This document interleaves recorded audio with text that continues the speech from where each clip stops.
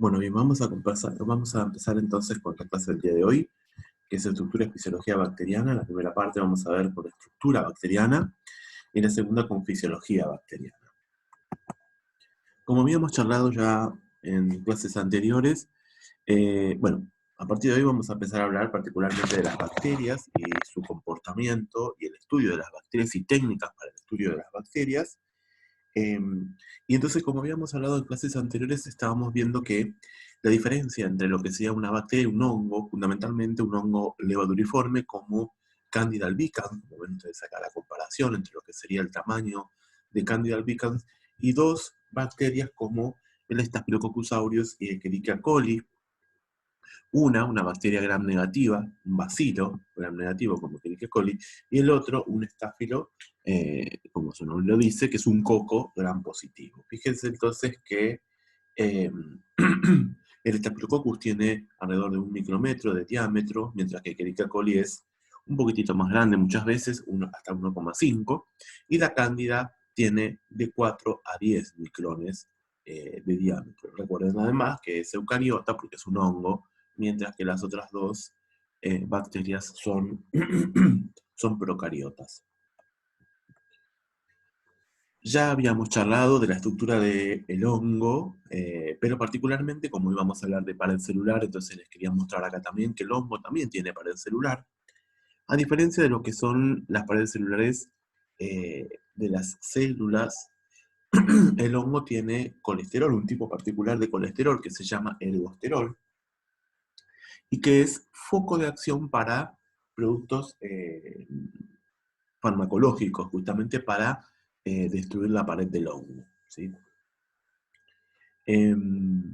También hay que tener en cuenta que las bacterias tienen también pared celular, pero su estructura es totalmente distinta a los hongos y a las estructuras de las plantas, de las paredes de las plantas. Por lo tanto, entonces, hoy vamos a hablar particularmente de las paredes de las bacterias porque son las que nos interesan a nosotros, porque vamos a estudiar sus características tintoriales también, por ejemplo, según la técnica que ustedes ya saben, que es la técnica de Gram. Entonces, hay distintos tipos de pared, ¿sí? La que nosotros estamos estudiando hoy, la que vamos a estudiar hoy, es la pared bacteriana, que es una pared particular, que tiene características eh, particulares eh, que también les va a servir a la farmacología como punto de ataque para destruir bacterias en caso de los antibióticos. Como ustedes deben saber, algunos antibióticos como las penicilinas. Bueno, si hablamos un poquito de las formas que tienen las bacterias, fíjense que tenemos acá la forma de bacilo, cuando es más alargado que redondeado, la forma que tiene. Esto es un bacilo, se llama bacilo porque tiene forma de bastón. También tenemos la forma de coco, que es una forma bien esférica. Fíjense acá al costado, a la derecha, tiene la fotografía donde se ve el dibujo de la bacteria. Eh, no estamos hablando de las disposiciones que pueden tener, ¿sí? Los cocos pueden tener disposiciones en cadena, disposiciones en racimo, disposiciones de a dos, entonces se llaman diplo, pero eso todavía no estamos charlando, sino la forma nada más. Y acá tenemos, por ejemplo, la espiroqueta, una forma muy característica de las bacterias. Fíjense que es de esta forma eh, como pareciera el cable del teléfono. Esta es la forma espiroqueta, enrollada casi. Y es muy característica de una bacteria en particular, esta forma que se llama Treponema pallidum, que es el agente etiológico de la sífilis, ¿sí? Entonces, por eso es muy importante descubrir entonces la forma que tienen las bacterias, porque en función no solamente de la forma, fundamentalmente de la forma, pero no solamente de la forma, sino que también de cómo se dispone, ¿sí?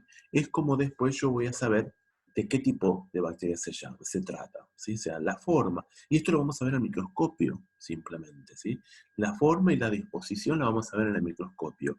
Y eso va a ser un dato muy relevante, no solamente para nosotros, sino también para el médico tratante, que les va a indicar entonces al paciente, mientras sigue esperando los otros resultados del estudio microbiológico, ya le va a indicar una terapéutica antibiótica adecuada, ¿sí? Bien. Ustedes ya saben que las bacterias se dividen por fisión binaria, esto ya lo vimos anteriormente, que es una reproducción asexual, que la tasa de división binaria, esta que lo vamos a charlar más adelante, es muy rápida y muchas veces depende del tipo de bacteria. Hay bacterias que se dividen muy rápido, otras que se dividen más lento, ¿sí? Pero fíjense entonces cómo se va dividiendo el material genético y después se divide el citoplasma celular, pero todos tienen la misma información genética, porque acá no hay reproducción sexual. Y ahora tenemos una bacteria típica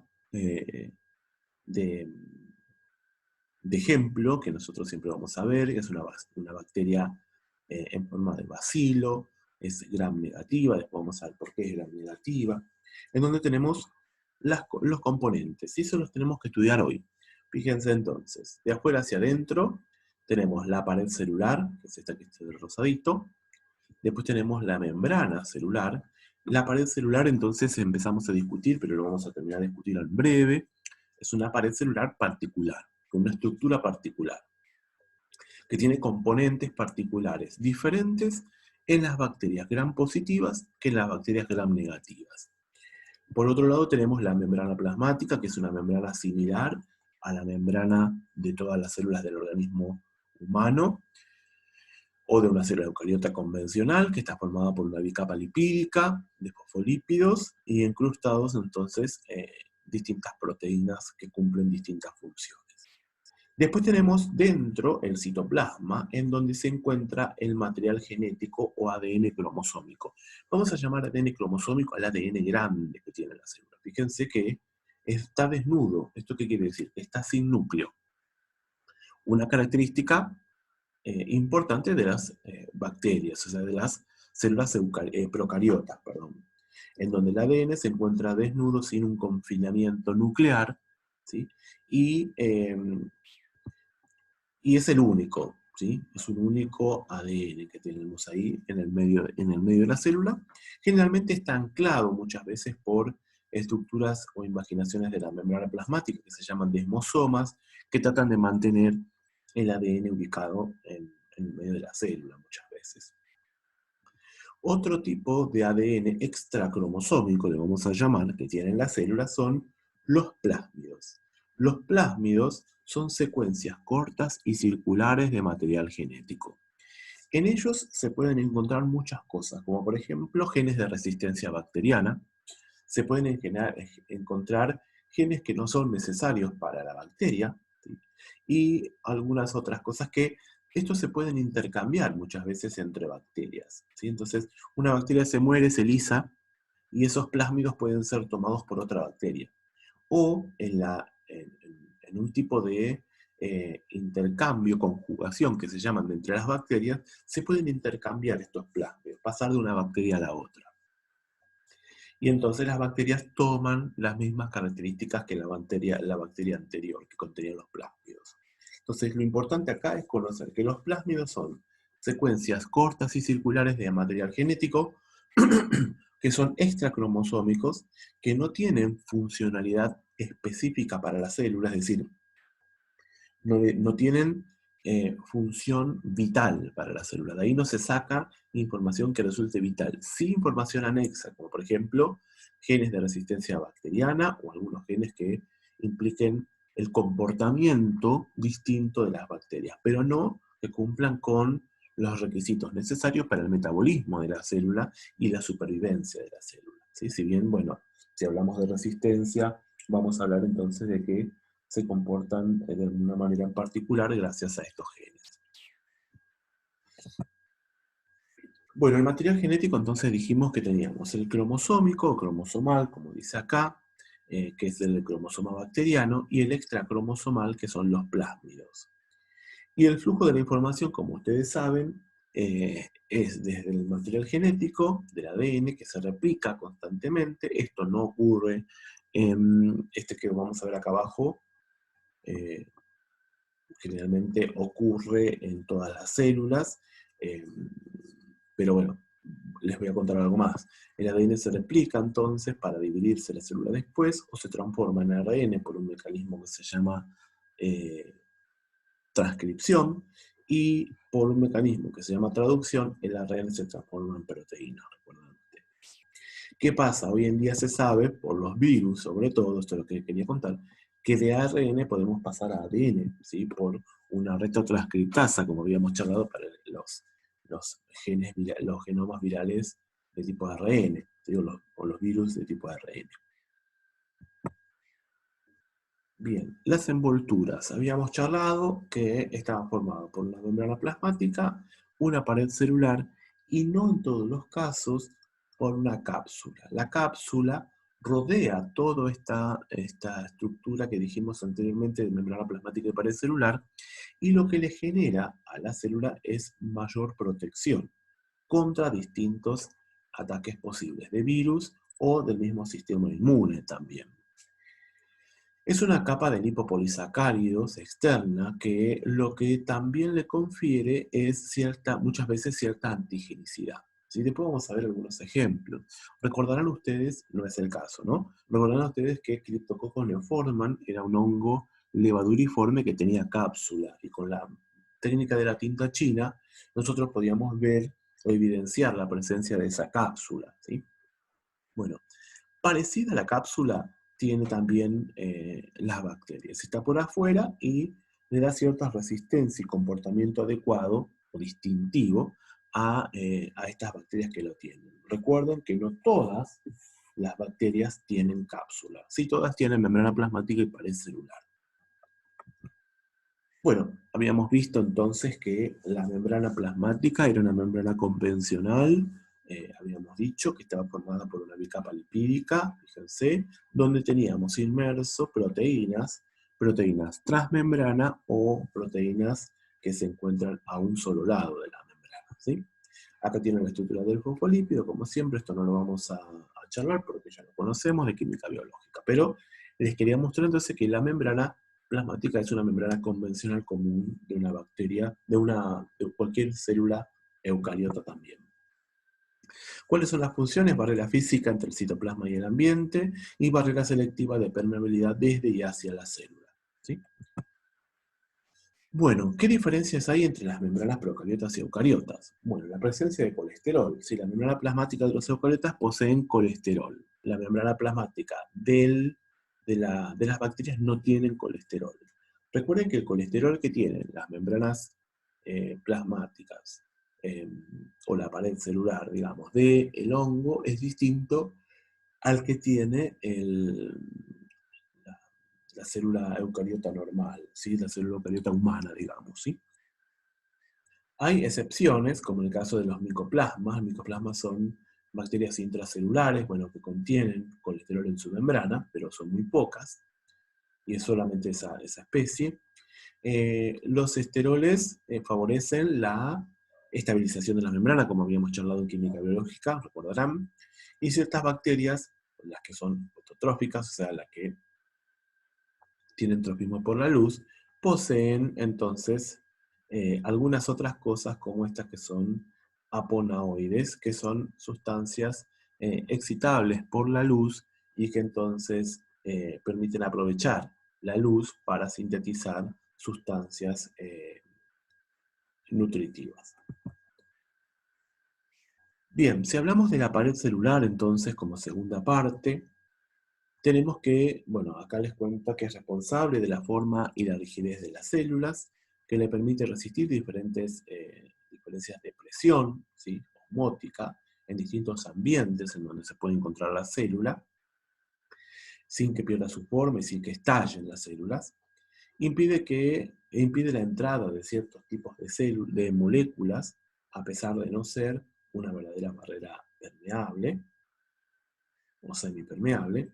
Y fíjense que la diferencia de grosor de la pared celular nos permite clasificar a las bacterias en dos tipos: bacterias gram positivas y gram negativas. Las gram positivas se simbolizan así y las gram negativas se simbolizan así, ¿sí?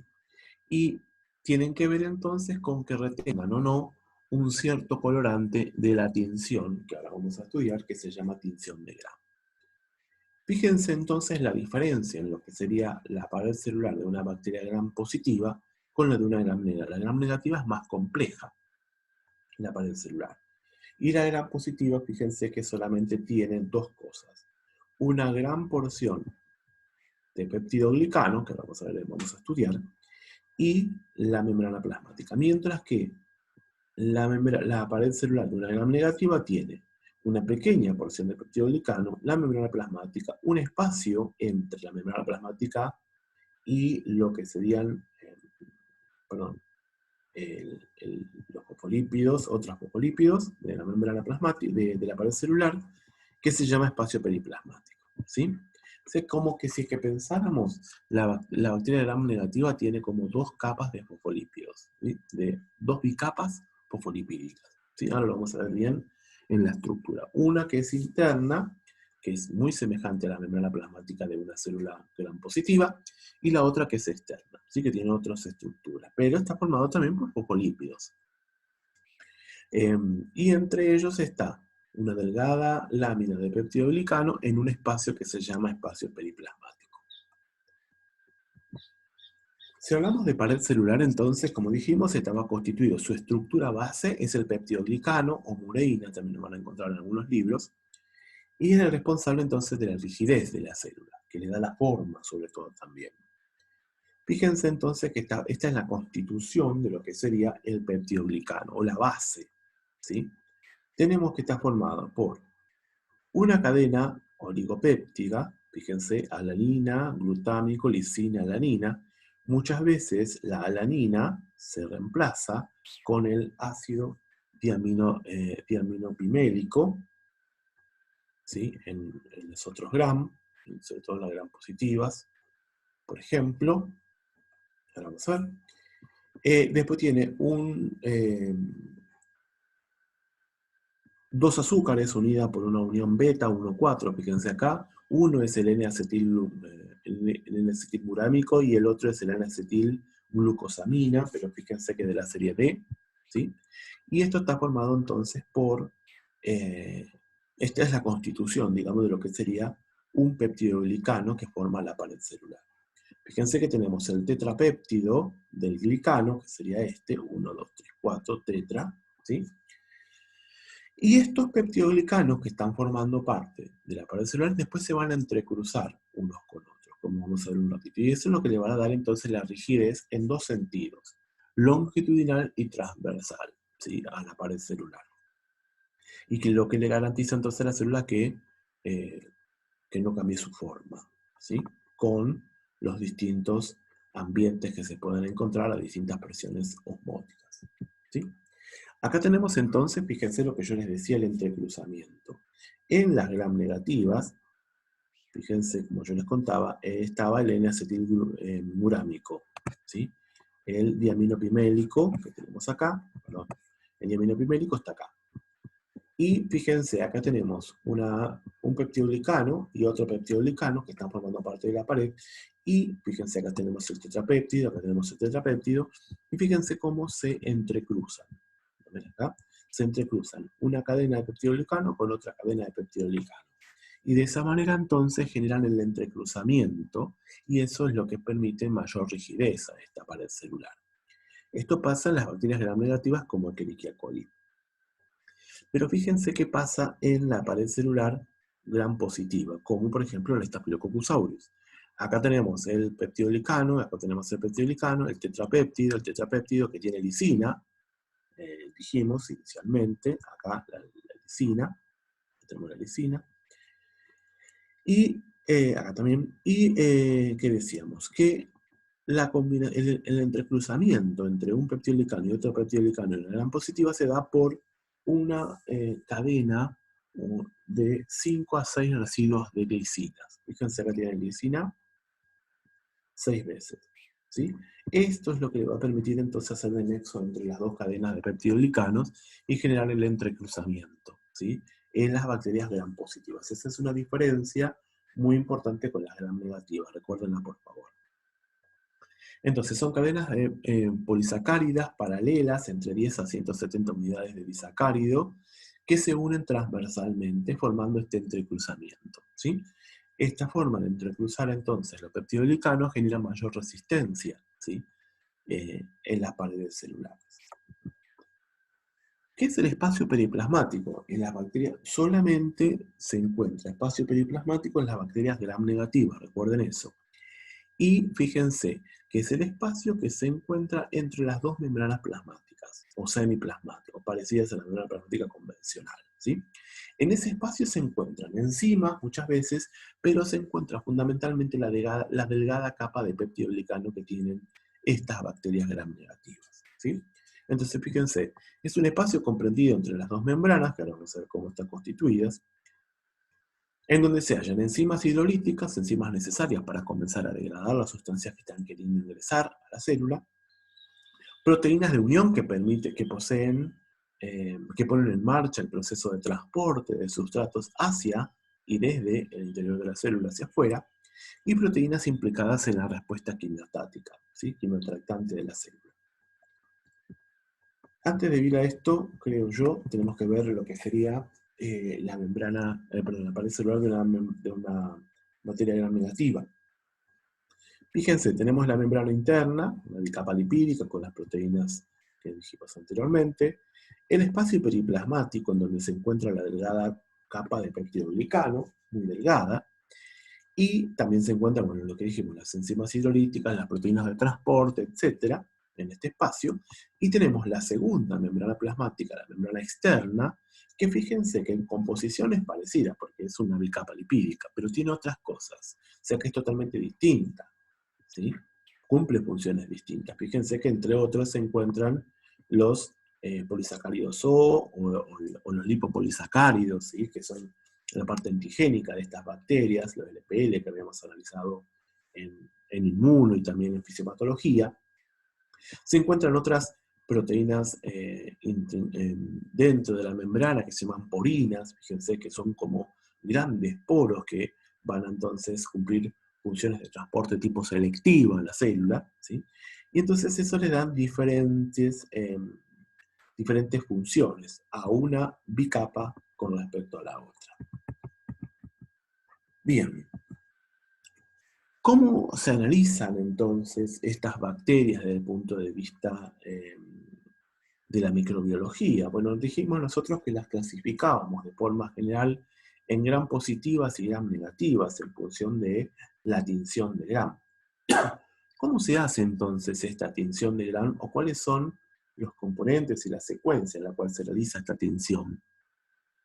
Fíjense, lo primero que hay que hacer es hacer un extendido de lo que uno quiera colorear para ver si es que hay presente bacterias, si eran positivas o eran negativas, dejar que se seque, ¿sí? O se puede utilizar el calor de un mechero para secar el extendido, y una vez que se han secado, y de esa manera se fijan entonces las bacterias, lo que se va a hacer es colocar el primer colorante. Fíjense, el primer colorante es violeta de cristal, simplemente entonces el primer colorante se coloca directamente por arriba del extendido, se deja actuar 1 minuto, se lava con agua fría de canilla, o común, y se coloca el segundo colorante, que en este caso es el iodo. El iodo lo que va a hacer va a ser desmordiente, permitiendo la fijación del colorante anterior, ¿sí?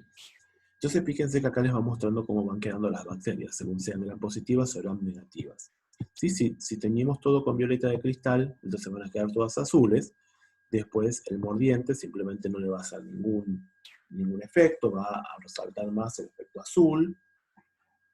Después lo que vamos a hacer es lavar nuevamente con agua de canilla y colocar el decolorante, que acá dice alcohol, pero el decolorante es una mezcla de alcohol-acetona. Fíjense, ¿qué es lo que va a decolorar? El decolorante va a entrar dentro de la estructura de la bacteria y va a rescatar, va a sacar el color, porque es como que va a ir generando poros en la membrana, ¿sí? Porque como es alcohol, degrada la membrana lipídica, ¿sí? Y entra el peptidoglicano en parte, ¿sí? Y empieza a sacar el colorante que ha sido retenido en la estructura de la bacteria. ¿Está bien? Pero ¿qué pasa? Como el peptidoglicano de la bacteria gram positiva es muy grueso, no puede sacar todo el colorante. Entonces, las bacterias que van a ser gram positivas van a mantener ese color violeta, y las bacterias que son gram negativas, como es muy pequeñito el peptidoglicano que tiene, el alcohol, la mezcla de alcohol y acetona tiende a sacar todo el colorante, entonces las deja decoloradas, ¿sí? Les hace perder ese color azul que tenían anteriormente. Y por último, bueno, después dejamos actuar un minuto nuevamente y lavamos con agua de canilla. Y lo último que agregamos es el contracolorante. El contracolorante lo que me va a permitir es que me deje visualizar de manera adecuada, por un contraste de color, las bacterias que son gram positivas de las bacterias que son gram negativas. ¿Sí? Las puede diferenciar bien. Y se llama safranina, como lo ven acá. ¿Sí? Es un colorante. Y entonces teñimos un minuto nuevamente, después lavamos. Una vez que lavamos con agua, dejamos secar. Y una vez que dejamos secar, bueno, después de que dejamos secar, obviamente lo que vamos a hacer es mirarlo al microscopio en campo de alto poder con aceite de inmersión. Y fíjense entonces que las bacterias que resultan ser gram negativas se tiñeron con el contracolorante, mientras que las bacterias que no se destiñeron con el decolorante persistieron su coloración luego del agregado de la safranina, ¿sí? Y entonces aparecen como color violeta, ¿sí? Entonces, como conclusión, las bacterias gram negativas se tiñen de color rosado, del color de la safranina, mientras que las bacterias que son gram positivas persisten en un color de violeta causado por el violeta cristal, ¿sí? Y acá se ven simplemente cómo se ven las bacterias gram positivas, las bacterias gram negativas, estos son cocos gram negativos, acá tenemos bacilos gram positivos y acá tenemos bacilos gram negativos. Fíjense que hay cocos, perdón, hay cocos que son positivos o negativos y hay bacilos que pueden ser positivos o negativos. O sea, no hay una regla que diga todos los bacilos son negativos y todos los cocos son positivos, ojo con eso. Bueno, la pared celular de las gram negativas, ya dijimos, tenía el espacio periplasmático. Esto ya lo pasé, me parece. Ah, ¿lo tengo 2 veces? No, no sé qué hice. Acá tenemos la estructura tomada de otro lugar, de las bacterias gram negativas, en donde la membrana externa entonces está formada por lipopolisacáridos, por proteínas y polípidos, y actúan como un tamiz molecular impidiendo el paso de moléculas de gran tamaño. ¿Sí? Sobre todo que yo les dije que se encuentran estas proteínas de transporte, estos canales muy importantes en las paredes de las bacterias gram negativas que se llaman porinas, en la membrana más externa. Bien, la estructura entonces. El lipopolisacárido consta de varias partes. Tenemos el lípido A, el núcleo región R y el antígeno O. El lípido A, el núcleo región R y el antígeno O. Esta es la estructura básica de un lipopolisacárido, que es una estructura muy común, o sea, la estructura muy presente en las bacterias gram negativas. No se encuentran en las gram positivas. Bueno, acá tienen para leer simplemente qué funciones cumplen cada uno, pero lo más importante es el antígeno O, ¿sí? Que está fuera de la célula como una endotoxina y actúa como receptor para muchos bacteriófagos, recuerden ustedes, virus de las bacterias, y desencadena junto al lípido A la respuesta inmunitaria por parte de individuos infectados, ¿sí? Que genera entonces la parte antigénica de la bacteria. El lípido A produce entonces, entre otras cosas, fíjense, un efecto sistémico fiable. Bueno, pasemos un poquito. Bueno, acá tienen la diferencia entre los que son endotoxinas y exotoxinas, o también lo van a leer solamente ustedes porque es muy sencillo. Se los dejo, léanlo por favor. Bueno, el espacio periplasmático ya dijimos recién, pero lo vamos a leer. El espacio periplasmático es el compartimiento que rodea el citoplasma de la bacteria gram negativas. Aparece comprendido entre la membrana plasmática, entre las membranas plasmáticas, por dentro, y la pared celular por fuera. Tiene una gran importancia en el metabolismo energético, que se basa en la alimentación por procesos activos, de diferencias de composición química. Lo más importante, fíjense que dice que tiene acá, contiene varios tipos de proteínas, entre las enzimas hidrolíticas, que llevan a cabo la degradación inicial de algunos nutrientes, proteínas de unión, también, que inician el proceso de transporte de sustratos. Lo más importante que tienen que saber ustedes es el espacio comprendido entre ambas membranas plasmáticas, la interna y la externa, que contiene, además de todo lo que dijimos anteriormente que está acá, también contiene la pared celular, ¿sí?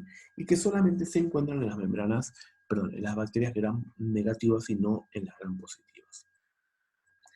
Bueno, y acá está la definición de residuo peptidoglicano, o mureína, es un copolímero formado por una secuencia alternada de N-acetilglucosamina y ácido N-acetilmurámico, unidos mediante enlace al beta 1,4. La cadena es recta y no ramificada, ¿sí? Constituye la estructura básica de la pared celular de las bacterias. La red de mureína presenta una sola capa. La constitución de mureína es igual en todas las bacterias gram negativas. Nunca contiene lisina, esa es la diferencia. No hay puentes intrapeptídicos, como recuerdan que la glicina que teníamos en la gram positiva, 5 o 6 residuos de glicina que hacían de puente entre los dos peptidoglicanos. Hay gran cantidad de lipoproteínas y lipopolisacáridos que presentan hasta el 80% del peso seco en la pared celular, ¿sí? Bien. Acá tenemos entonces la estructura de lo que sería una pared, la estructura de una pared gram positiva. Fíjense que tenemos la membrana plasmática por abajo, con las proteínas de transporte, y después tenemos la gran cantidad de peptidoglicano, ¿sí?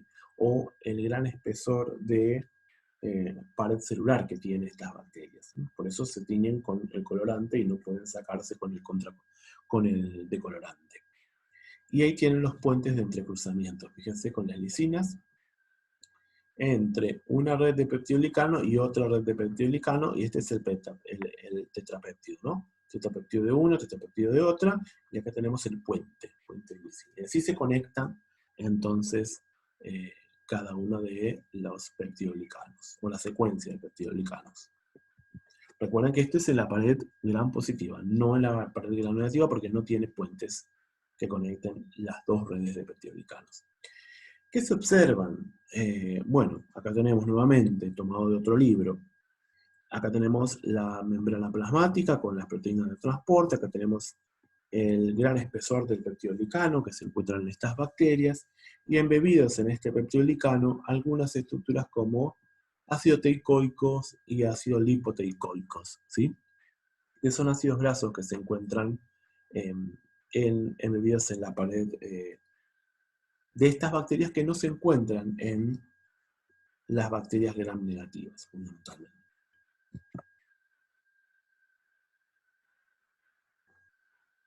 Bueno, esto se sacó del Brock. Fíjense que dice que, bueno, está formado por un 90% de peptidoglicano, siendo este el principal componente que permite diferenciarla con las paredes de las gram negativas. Además del peptidoglicano, se encuentran compuestas por ácidos teicoicos, que están presentes en pequeñas cantidades. Estos se presentan embebidos en la pared de la bacteria como polisacáridos ácidos, se llaman ácidos. El término de ácido teicoico se refiere a los polímeros de la pared que constituyen unidades de glicerofosfato o ribitrofosfato. Bueno, esto no nos interesa mucho. Estos polialcoholes están unidos por ésteres fosfatos y a menudo presentan unidos otros azúcares como de alanina, perdón. Pero lo importante es que dan una carga negativa a la estructura de la pared celular. Por eso dice acá, debido a su carga negativa, los ácidos teicoicos son en gran parte responsables de la carga negativa neta de la superficie de la célula y pueden intervenir en el paso de ciertos iones a través de la célula, ¿sí? Para que ingresen a la célula, digamos, ¿no? Bien.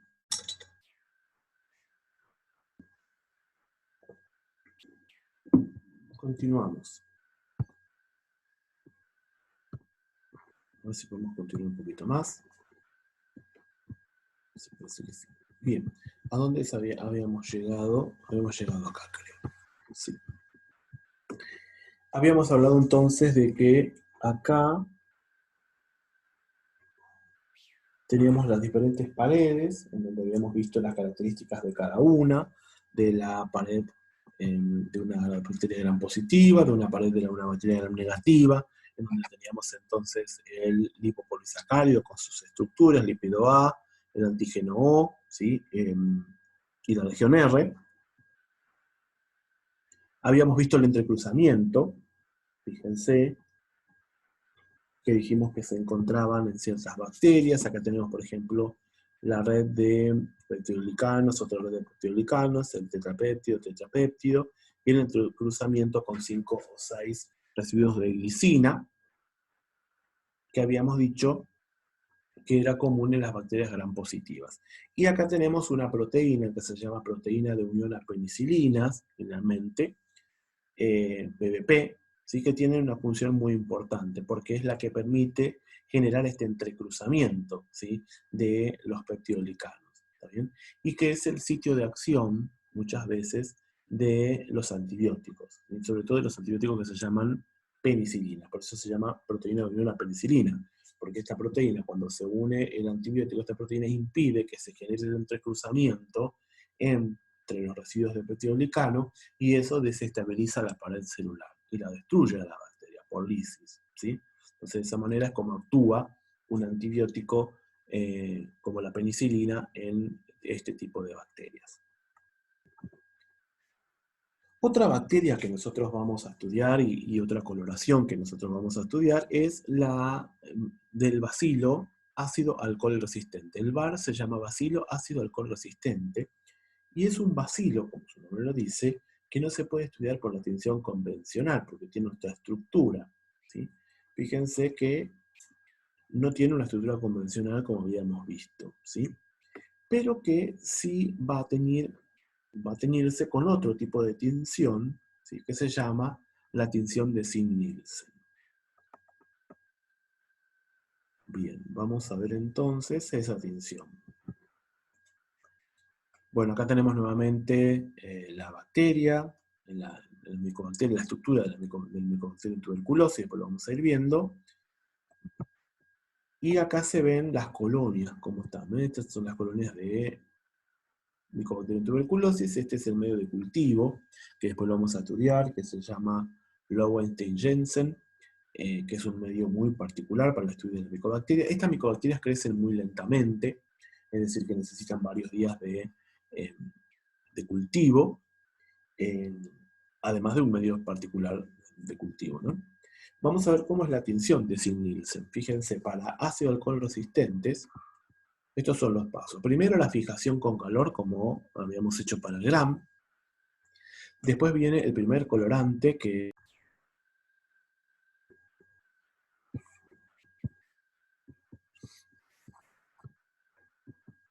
a ver si podemos continuar. Estoy teniendo problemas, espero que se vaya escuchando bien y no se altere el audio. Igual ya vamos terminando. Entonces, el primer colorante entonces es la fucina, como habíamos dicho.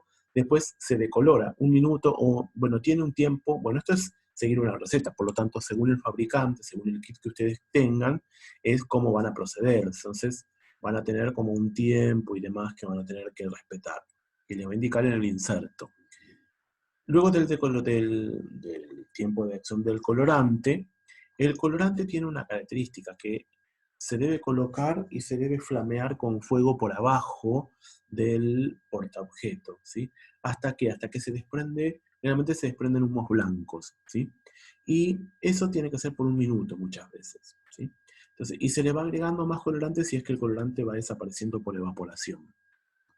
Pero lo importante es colocar el colorante y por abajo entonces del portaobjeto ir flameando con llama, ¿sí? Calentando entonces el preparado para permitir entonces una mayor penetración del colorante a estos bacilos, ¿sí? Una vez que pasó este minuto, este tiempo determinado por el fabricante, lo lavamos con agua de canilla y decoloramos. Fíjense que el decolorante también es distinto a la tinción de Gram, porque es alcohol con ácido clorhídrico, etanol en ácido clorhídrico. Por eso se llama ácido alcohol resistente. Fíjense que las que son bar negativo se destiñen, las que son bar positivo continúan persistiendo este colorante, la fucina. Luego lavamos y le agregamos el contracolorante para que haga el contraste, ¿no? En el caso de, y es azul de metileno ese contracolorante. Entonces, en el caso de las bacterias que se han desteñido inicialmente, lo que va a pasar es que ahora se van a tener que teñir de color azul. Entonces vamos a ver todo lo que sería no bar de color azul, tanto las células como las bacterias, y los que sean bar se van a ver teñidos de color rosaditos porque van a persistir el color de la fucina, ¿sí? Inicialmente. Entonces, ¿cómo vamos a ver? Fíjense, acá tenemos cómo se ve todo. Miren lo importante del contracolorante, para que le dé un contraste justamente, y para que nosotros podamos identificar fácilmente lo que yo estoy buscando. Acá todo se ve de color celeste por el azul de metileno, y se ve entonces por las bucinas solamente teñido de color rosadito los bacilos, que son los alcohol resistentes. En este caso es muy fácil porque son muchos, pero generalmente no se ven muchos por campo, se ven uno o dos, entonces el contraste de color tiene que ser importante para yo poder, con el ojo, determinar fácilmente si es que hay o no bacilo ácido alcohol resistente presente en la muestra. Ven, acá les digo, se ven estos nada más, ¿sí? Muchas veces se ven uno por campo, entonces es importante el contraste. Y por último veamos la cápsula. Entonces la cápsula, que se encuentran solamente en algunas bacterias y no en todas, que son gram negativas, su composición depende del tipo de bacteria, principalmente es de polisacárido, raramente proteínas. Ayuda a la bacteria a resistir a la fagocitosis de las células del sistema inmune, eso es lo que yo les había contado. Interviene en la fijación de bacterias por su hospedador, muchas veces, y le dan resistencia a la desecación, por ejemplo, ¿sí? Recuerden que no todas las bacterias tienen cápsula, ¿sí?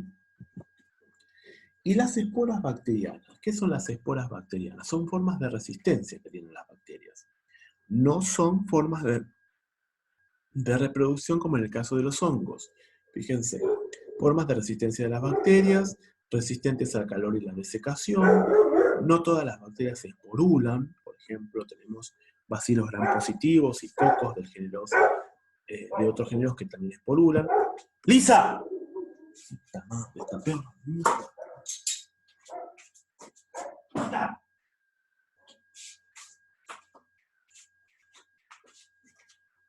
La madre, lo que me falta.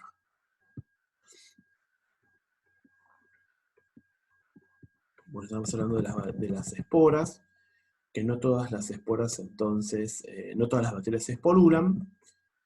Y acá tenemos el proceso de esporulación. Fíjense que a partir de, bueno, que son una forma de resistencia, dijimos, ¿no? Y acá tenemos el proceso de esporulación, en donde a partir de una bacteria, cuando la bacteria no tiene las condiciones adecuadas que garanticen la supervivencia, ¿sí?, en el ambiente, fíjense que se va generando una espora, una endoespora se llama muchas veces, que después se libera simplemente de lo que sería la forma vegetativa de la célula, la forma que cumple todas las funciones metabólicas normales. Esta espora entonces es muy resistente, tiene poco contenido de agua y tiene la capacidad de generar la misma bacteria cuando el ambiente se torna agradable para el desarrollo, ¿sí?, de la bacteria, para que no sea una amenaza para la persistencia de la bacteria. Entonces, a partir de esta bacteria se vuelve a generar, a partir de esta espora se vuelve a generar una bacteria, ¿sí? Lo que tienen que tener en cuenta es que no es una forma de reproducción, es una forma de resistencia que tiene la bacteria. Acá tenemos lo mismo, cómo se va generando la espora, la endoespora bacteriana, y recuerden esto, es una forma de resistencia, resiste el calor, la desecación, a diferencia de lo que sería la bacteria común, convencional, que muere fácilmente por el calor y necesita agua.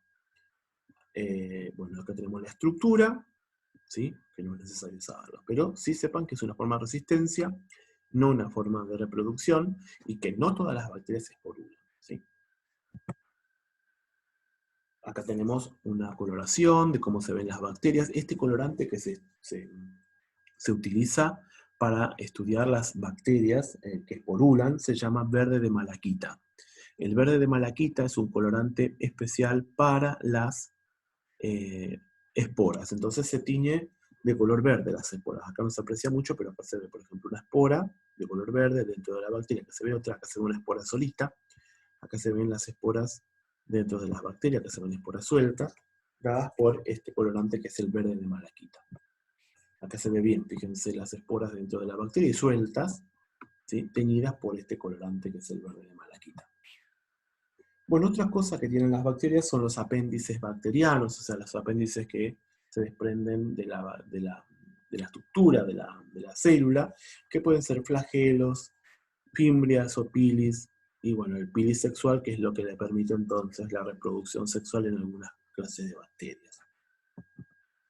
Esto lo que le da es movilidad a la célula particularmente, ¿sí? Entonces van a estar cumpliendo esa función, ese rol fundamental de movilidad. Fíjense en el caso del flagelo. Son filamentos proteicos largos y finos, fijos a la bacteria por uno de sus extremos, responsables de la movilidad. Los cocos no poseen flagelos, y aproximadamente el 50% de los bacilos tampoco. Los flagelos se pueden disponer en distintas formas, fíjense. Pericéntrica, lofótrica y polar.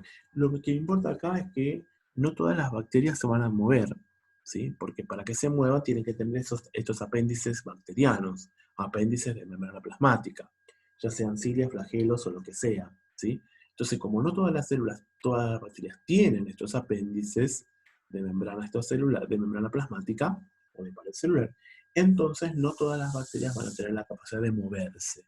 Hay bacterias que van a ser móviles y hay bacterias que van a ser inmóviles, ¿sí?